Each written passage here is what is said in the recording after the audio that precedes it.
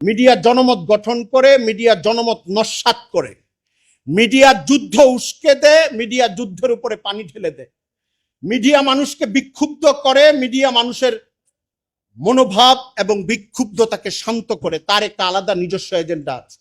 এই জন্যে কোনো একটা দেশে যদি বেশিরভাগ মিডিয়া এমন হয় যার সঙ্গে ওই দেশের মানুষের বিশ্বাসের সম্পর্ক নাই, মানুষের অনুভূতির সম্পর্ক নাই, মানুষ যেভাবে ভাবে তারা ওইভাবে ভাবতে চায় না, তাহলে আপনি ধরে নেবেন 5 বছর 10 বছর পরে ওই প্রিন্ট মিডিয়া, ওই ইলেকট্রনিক মিডিয়া, ওই নেট মিডিয়া ওই প্রজন্মের চিন্তা, চেহারা, অনুভূতির উপরে এমন একটা আগ্রাসন তৈরি করবে, বাবা একভাবে চিন্তা করছে আর 15 বছর পরে তার ছেলে তার বাবার বিরুদ্ধে যুদ্ধংদেহী হয়ে দাঁড়িয়ে যায়। কারণ এই অপারেশনটা মিডিয়া চালায়। মিডিয়া শুধু মেসেজ পৌঁছায় না, জনমত গঠন করে, সে পরিচর্যা করে, এটার পক্ষে থাকতে হবে, এটার পক্ষে যেতে হবে। সে একটা ছোট্ট জিনিসকে বারবার সামনে নিয়ে আসে, মুগ্ধতা তৈরি করে, ভালোবাসা তৈরি করে, স্পেস তৈরি করে। পশ্চিম এবং মুসলমানদের কাছে ঘৃণিত সংস্কৃতিকে সুন্দর সফট শব্দ দিয়ে, ফিচার দিয়ে বারবার বারবার সামনে আনতে আনতে আমাদের কাছে তখন সেটা ভালো লাগতে থাকে। আমাদের কাছে, আমাদের বয়সী মানুষের কাছে না লাগলেও আমার সন্তানের কাছে ভালো লাগতে থাকে।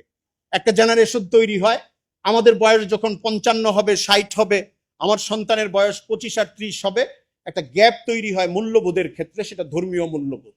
এজন্যে আজকের এই পরিবর্তিত পরিস্থিতিতে যেটা আমাদের কাছে করার নাই সেটা তো করার নাই, শক্তিশালী মূলধারার কিছু মিডিয়া প্রতিষ্ঠার চেষ্টা করা দরকার। 2টা 3টা 4টা 5টা ভালো মিডিয়া দরকার আমাদের, অথবা মূলধারার মিডিয়ার প্রোপাগান্ডার ব্যাপারে আমাদের ব্যাপক সচেতনতা দরকার। প্রত্যেকটা ইমামের, খতিবের, প্রফেসরের, ছাত্রের, কর্মজীবীর, ব্যবসায়ীর প্রতিটা মুহূর্তে সচেতনতা থাকা দরকার। মিডিয়াকে সে অপারেশন করবে, মিডিয়াকে ক্রিটিক করবে, মিডিয়া মূল্যবোধের যে জায়গায়, সার্বভৌমত্বের যে জায়গায়, চিন্তার যে জায়গাগুলোতে একটা উস্কানি দেওয়ার চেষ্টা করে, জাতির বিরুদ্ধে কথা বলার চেষ্টা করে, সবচেয়ে প্রভাবশালী মিডিয়া হোক তার দিকে আঙুল তুলতে হবে, বলতে হবে এটা সে ওই দেশের প্রতি দাসত্ববশত করছে। এই কাজটা যদি আমরা করতে পারি তাহলে মিডিয়ার আগ্রাসন এখন কমতে থাকবে। আপনি সামাজিক মাধ্যমের মাধ্যমে গত কয়েক বছরে আমরা এটা দেখেছি, কোনো একটা মূলধারার প্রভাবশালী মিডিয়া অথবা যেটাকে আমরা মিডিয়া বলি, আনুষ্ঠানিক মিডিয়া, তারা কোনো নৈরাজ্যমূলক কিছু করতে চাইলেও সামাজিক মাধ্যমের ব্যাপক প্রচারের কারণে ওইটা আবার ধামাচাপা দিতে বাধ্য হচ্ছে।